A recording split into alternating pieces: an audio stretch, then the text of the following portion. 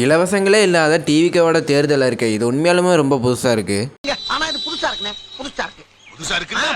2026 தேர்தலுக்கான அறிக்கையை வெளியேறதுக்காக டிவிக்கு தீவிரமான பணியில் ஈடுபட்டு இருக்காங்க. இதுக்கு முன்னாடி திமுக, அதிமுக போன்ற கட்சிகளோட அறிக்கையில இலவசங்கள் இடம்பெறுவது வழக்கமாவே இருந்திருக்கு. ஆனா டிவிக்கோட தேர்தல் அறிக்கையில இலவசங்கள் எதுவுமே இடம்பெறக்கூடாதுன்னு தளபதி விஜய் ரொம்ப உறுதியா இருக்காருன்னு சொல்லப்படுது. இது உண்மையாலுமே கொஞ்சம் டிஃப்ரெண்டா தான் இருக்கு.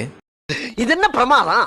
இது விட பெசலைட் ஒன்று இருக்கு. ஏன்னா மற்ற கட்சிகளை பார்த்தீங்கன்னா இலவசங்களை பண்றதா சொல்லி தான் மக்கள் எல்லாருமே அவங்க பக்கம் இழுத்துருக்காங்க. பொதுவாக மக்களுக்காக இலவசமா பண்றது நல்ல விஷயம் தான். ஆனா இதெல்லாம் மக்களுக்கு தேவைப்படுற நேரத்துல எல்லாம் இலவசமா பண்ணணும். ஆனா அந்தந்த கட்சிக்கு தேவைப்படுற நேரத்துல பண்ணக்கூடாது. அதாவது மக்கள் நேரில் போய் சந்திச்சு தேர்தல் அறிக்கையில என்னென்ன வேணும்னு மக்களே கேட்டு தெரிஞ்சுக்க சொல்லி டிவிக்கோட நிர்வாகிகளுக்கு தளபதி விஜயனை வலியுறுத்தி இருக்காரு. இப்போதைக்கு டிவிக்கு சார்பில் ஒரு டவுட்ஃபுல்லான அப்டேட் தான். கொஞ்ச நாள் போக போக இது உண்மையா இல்லையான்னு கன்ஃபார்ம் ஆகிரும். ஆனா ஒண்ணுங்க, 2026 தேர்தலில் கண்டிப்பா ஒரு மாற்றம் வந்தே ஆகணும். அது நம்ம டிவி தலைவரான விஜயண்ணா வந்தா ரொம்ப நல்லா இருக்கும். தயவு செஞ்சு எலெக்ஷன் டைம்ல காசு கொடுத்து இந்த ஒரு கட்சிக்கு ஓட்டு போடுங்க சொன்னா யாருமே போடாதீங்க. அந்த ஒரு காசு டெய்லியும் கொடுக்குறாங்களா? இல்ல, எலெக்ஷன் டைம்ல மட்டும் எதனால கொடுக்குறாங்க? காசு கொடுத்து உங்க ஓட்டை வாங்குறாங்க. அதனால இந்த தடவையாவது உங்களுக்கான தலைவர் யாருன்னு நீங்களே முடிவு பண்ணுங்க. கண்டிப்பா காசு கொடுத்து ஓட்டு போற நிலைமை மாறியே ஆகணும். அந்த ஒரு மாற்றத்தை மக்கள் இந்த வாட்டி கொண்டு வருவாங்கன்னு நம்புவோம். 2026 தேர்தல் எப்படி இருக்க போகுதுன்னு உங்களோட ஒப்பீனியனை நம்ம கமெண்ட்ல சொல்லிருங்க. தேங்க்ஸ் ஃபார் வாட்சிங்.